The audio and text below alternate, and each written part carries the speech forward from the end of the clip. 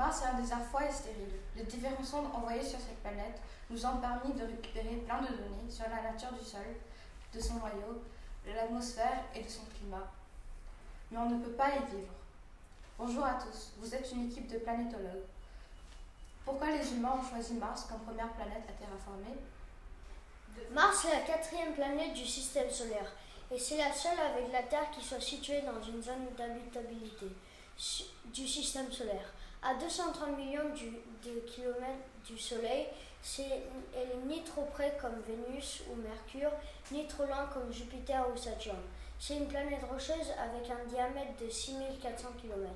Les sondes InSight en 2018 et ExoMars en 2020, ainsi que les suivantes, vont nous fournir des informations très utiles pour déterminer si Mars abritait de la vie à un moment ou un autre de son histoire, comprendre le processus et l'histoire du climat martien,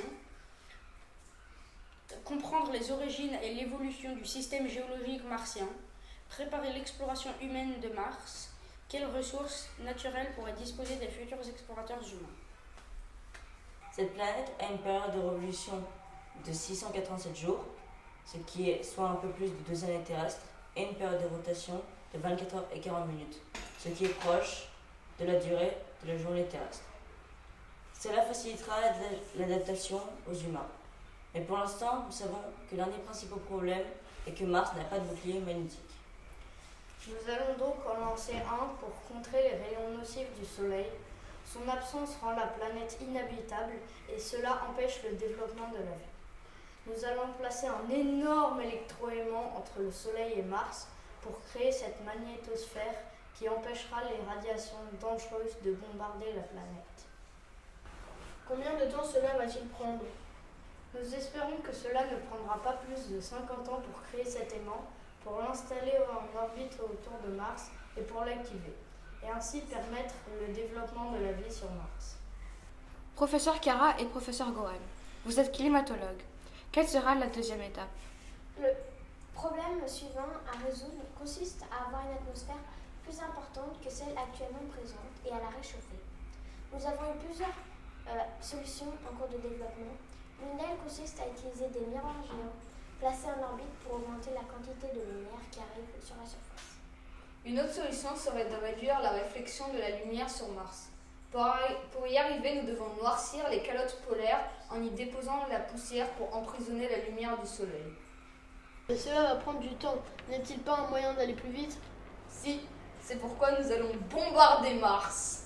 En bombardant Mars, cela va soulever de la poussière et nous allons libérer du CO2 présent dans la croûte martienne.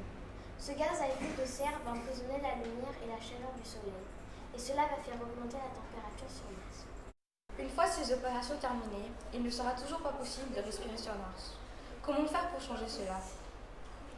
Retrouvons les docteurs Daphné et Louis qui sont biologistes. Pour transformer le CO2 en oxygène, il faudra mettre en place une grande opération de plantation d'algues de lichen qui vont fabriquer de l'oxygène par photosynthèse. Il a d'abord fallu sélectionner des plantes qui résistent au froid et puis les modifier génétiquement pour les envoyer sur Mars. Ces plantes vont profiter de la très grande richesse en CO2 dans l'atmosphère pour se multiplier encore et encore et transformer ce gaz carbonique en oxygène. Et nous enverrons aussi des bactéries qui extrairont l'azote du sol et le rejetteront dans l'atmosphère.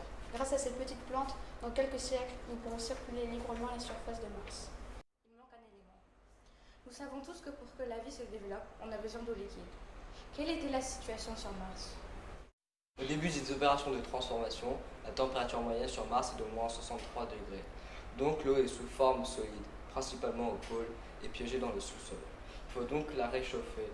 Nous allons envoyer des fours solaires qui seront installés près des pôles et des cratères pour faire fondre ces glaces et avoir de la vapeur d'eau qui sera rejetée dans l'atmosphère. Grâce à ça et aux autres actions de transformation, nous allons créer des nuages et amorcer un cycle de l'eau. Et voilà comment d'ici quelques siècles, avec beaucoup d'énergie, de patience et d'obstination, nos équipes espèrent transformer Mars pour permettre la colonisation humaine.